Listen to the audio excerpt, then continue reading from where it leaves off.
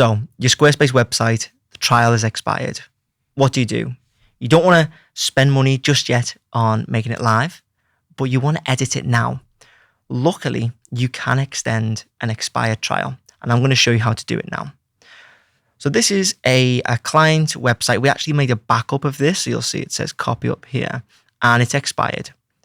Now, the easiest way and the only way to extend it without paying is in your URL here.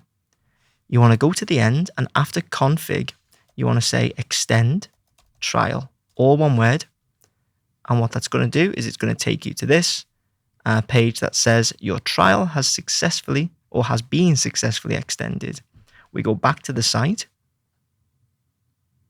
and here we go. Because I'm a Circle member, a Platinum Circle member, should I say, the trial's now live for 365 days.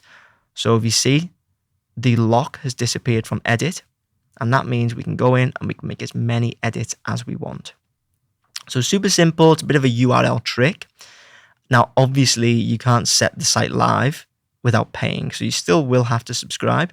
But if you want to make those last minute edits, just before sending something live, you want to get it perfect, this is how you do it.